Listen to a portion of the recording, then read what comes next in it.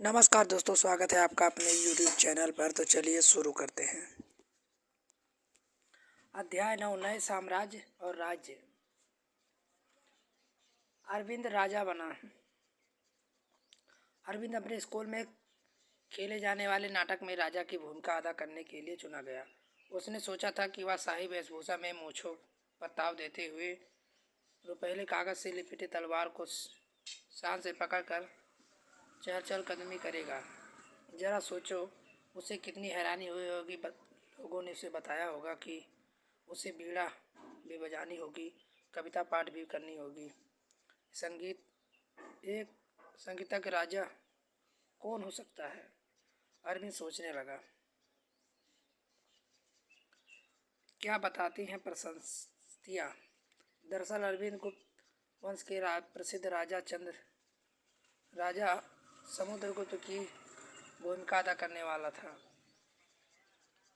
समुद्रगुप्त के बारे में हमें इलाहाबाद के अशोक स्तंभ पर खुदे एक लंबे अभिलेख से पता चलता है। इसकी रचना समुद्रगुप्त के दरबार में कवि व मंत्री रहे हरिशेष द्वारा एक काव्य के रूप में की गई थी। एक विशेष किस्म का अभिलेख जिसे प्रशस्ति कहते हैं, यह एक संस्कृत शब्द है जिसका अर्थ है प्रशंसा। प्रशस्तियाँ लिखने का प्रचलन पहले भी था। जैसे तुमने अध्याय 8 में गौतमी पुत्र श्री सतकर्णी की प्रशंसा के बारे में पढ़ा, प्रशस्ति के बारे में पढ़ा, तुरंत गुप्त काल में इसका महत्व और बढ़ गया। समुद्रगुप्त की प्रशस्तियाँ। आओ देखिए, समुद्रगुप्त की प्रतिष्ठियाँ में बताती हैं। कवि ने इसमें राजा की एक युद्धों की जीतने वाले राजा, विद्वान तथा उत्कृष्ट कवि के रूप में भरपूर प्रशंसा की है। यहाँ तक कि उसे ईश्वर के बराबर बताया गया है। लंबे लंबे वाक्य दिए, एक वाक्यांश दिया गया है यहाँ। योद्धा समुद्रगुप्त, जिसका शरीर युद्ध मैदान में कठोर कुल्हाड़ियों, तीर भालों, तलवारों, लोहे की गदाओं, नुकीली तीरों, अन्य सैकड़ों हथियारों से लगे घावों के दाग से भरने होने के कारण अत्यंत सुंदर दिखता है। यह वर्णन तुम्हें उस राजा के बारे में क्या बताता है? राजा किस प्रकार का युद्ध लड़ते थे?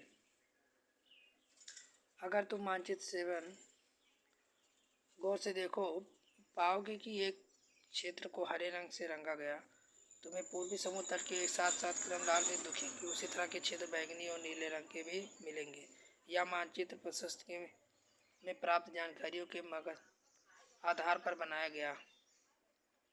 ऐसे 4 प्रकार के राजाओं के बारे में प्रति समुद्रगुप्त की नीतियों का वर्णन।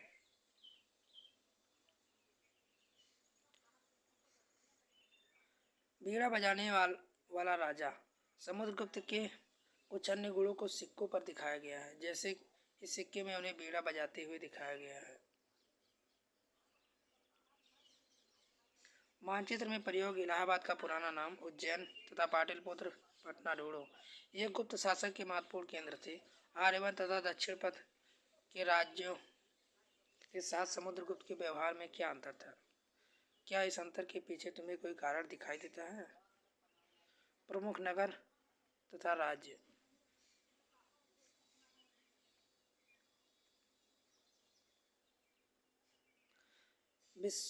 विक्रम संवत 58 ईसा पूर्व में प्रारंभ होने वाले विक्रम संवत को परंपरागत रूप से गुप्तराज राजा चंद्रगुप्त द्वितीय के नाम से जोड़ा जाता है और ऐसा कहा जाता है उन्हें शकों पर विजय के प्रतीक के रूप में इस संवत की स्थापना की तथा विक्रमादित्य की उपाधि भी धारण की।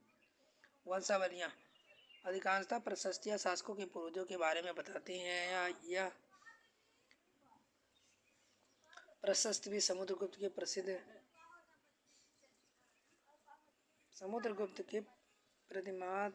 पितामह यानी परदादा, दादा, पिता और माता के बारे में बताती है। इन उपाधियों को महत्व के हिसाब से सजाओ। महाराजा अधिराज महाराजा समुद्रगुप्त के बारे में हमें उनके बाद के शासकों जैसे उनके बेटे चंद्रगुप्त द्वितीय की वंशावली पूर्वज की सूची से भी जानकारी मिलती है। उनके बारे में अभिलेखों तथा सिक्कों से पता चलता है। उन्होंने पश्चिम भारत से सैन्य अभियान के अंतिम शासक को परास्त किया। बाद में ऐसा विश्वास किया जाने लगा कि उनका दरबार विद्वानों से भरा था।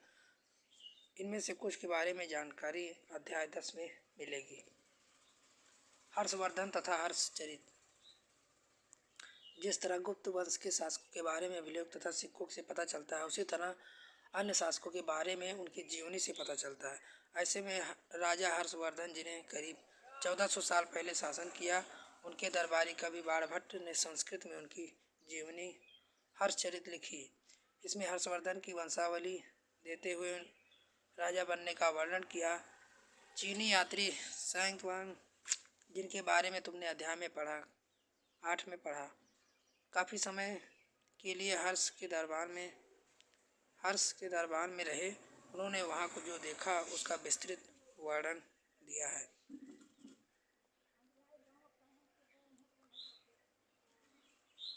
मगध तथा समस्त बंगाल को जीतकर उन्होंने पूर्व में जितनी सफलता मिली उतनी सफलता अन्य जगहों पर नहीं मिली। जब उन्होंने नर्मदा नदी को पार करके दक्कन की ओर बढ़े तो कोशिश की, तब चालुक्य नरेश पुलकेश द्वितीय ने उन्हें रोक दिया। भारत का राजनीतिक मानचित्र देखो, सूची बनाओ। जब हर्षवर्धन बंगाल तथा नर्मदा गए तो आज के किन किन राज्यों से गुजरे होंगे। पल्लव चालुक्य पुलकेशिक द्वितीय की प्रशस्तियाँ। इस काल में पल्लव चालुक्य दक्षिण भारत के सबसे महत्वपूर्ण राजवंश थे। पल्लवों का राजा उसकी राजधानी कांचीपुरम के आसपास के क्षेत्र से लेकर कावेरी नदी डेल्टा तक फैला था, जबकि चालुक्य का राज कृष्ण और त्रिभंगा नदियों के बीच था।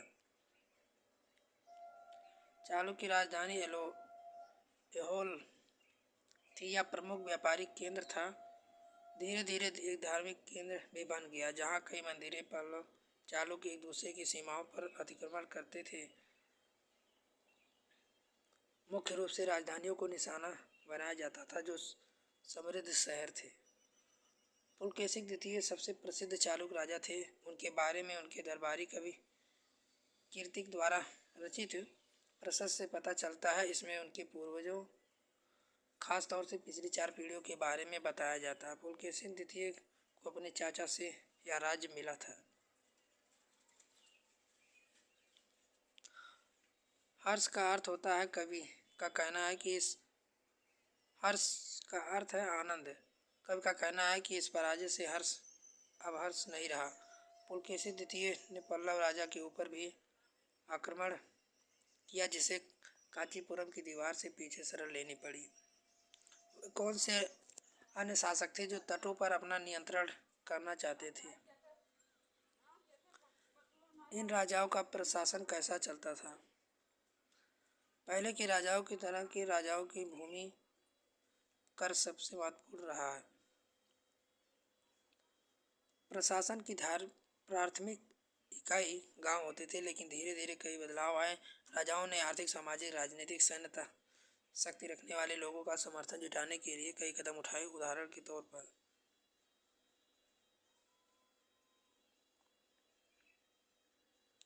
सोचकर बताओ कि अफसरों का पद अनुवांशिक कर देने में क्या क्या फायदा और क्या क्या नुकसान हो सकते थे।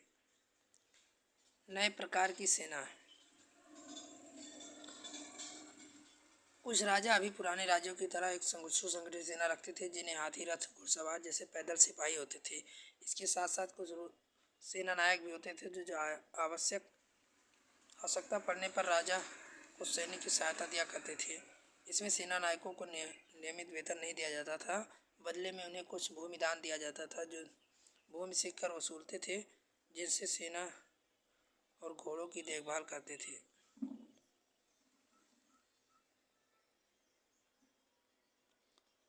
साथ ही वह इससे युद्ध के लिए हथियार जुटाते थे। इस तरह के व्यक्ति सामंत कहलाते थे। जहाँ कहीं भी शासन दुर्बल होता था, सामंत स्वतंत्र होने की कोशिश करते थे। दक्षिण के राज्यों की सभाएं। पल्लव के अभिलेखों की कई सभाओं का चर्चा है। इसमें से एक ब्राह्मण सुबेसियों का संगठन जिसे सभा कहते हैं। ये सभाएं उप समितियां के जरिए सिंचाई, खेती बाड़ी से जुड़ी विभिन्न काम, सड़क निर्माण, स्थानीय मंदिरों की देखरेख आदि से काम करती हैं। जिन इलाकों में भूस्वामी ब्राह्मण नहीं होते थे वहाँ उर नामक सभा, ग्राम सभा होने की बात की गई। संभवतः इन सभाओं की धनी तथा शक्तिशाली भूस्वामियों व्यापारियों का नियंत्रण था। इसमें से बहुत सी स्थानीय सभाएं सब शताब्दियों तक काम करती रहीं। उस जमाने में आम लोग जनसाधारण के जीवन में थोड़ी बहुत झलक हमें नाटकों तथा कुछ अन्य स्रोतों से मिलती हैं। कालिदास अपने नाटकों में राजा दरबार के जीवन का चित्रण करते प्रसिद्ध है। इन नाटकों में रोचक बात यह है कि राजा और अधिकांशतः ब्राह्मण को संस्कृत बोलते हुए दिखाया गया, जबकि अन्य लोग महिला प्राकृत बोलते थे। उनका सबसे प्रसिद्ध नाटक अभिज्ञान शकुंतलम दुष्यंत नामक एक राजा शकुंतला नाम की एक युवती से प्रेम की कहानी। इस नाटक में एक गरीब मछुआरे के साथ कर्मचारियों से दुर्व्यवहार की बात की गई है। एक मछुआरे को एक अंगूठी मिली। चीनी तीर्थयात्री पाल सिंह का ध्यान उन लोगों की दुर्गति पर भी गया जिन्होंने शक्तिशाली होते हुए अछूत मानते थे। उन्होंने शहरों के बाहर रहना पड़ता था। वे लिखते थे, अगर इन लोगों को शहर या बाजार के भीतर अपना होता था तो सभी को आगाह करने के लिए लकड़ी के एक टुकड़े पर चोट करते रहते थे। यह आवाज़ सुनकर लोग सतर्क होकर अपने को छू जाने से या किसी भी प्रकार से संपर्क से बचाते थे।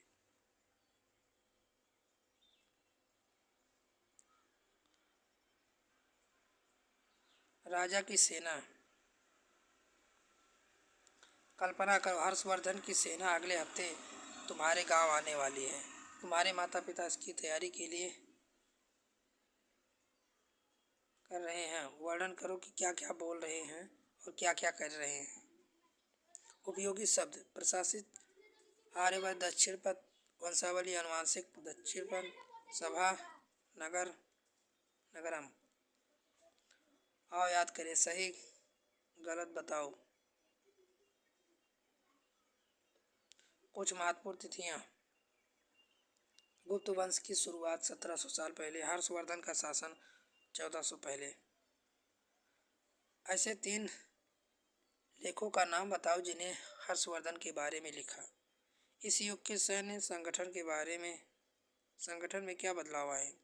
इस काल की प्रशासनिक व्यवस्था में तुम्हें क्या क्या नई चीज़ें दिखती हैं। आओ चर्चा करें। तुम्हें क्या लगता है समुद्रगुप्त की भूमिका अदा करने के लिए अरविंद को क्या क्या करना पड़ेगा। क्या प्रशस्तियों को पढ़कर आम लोग समझ लेते होंगे। अपने उत्तर के कारण बताओ। आओ करके देखें। अगर तुम्हें अपनी वंशावली बनानी हो तो तुम किन लोगों को शामिल करोगे। कितनी पीढ़ियों को तुम इसमें शामिल करना चाहोगे। एक चार्ट बनाओ, उसे भरो। आज युद्ध का असर जनसाधारण पर किस तरह पड़ता है। लाइक करें, सब्सक्राइब करें हमारे यूट्यूब चैनल को और बेल आइकन दबाएं ताकि इससे रिलेटेड वीडियो आपको मिल सके आसानी से। तब तक के लिए जय हिंद, जय भारत।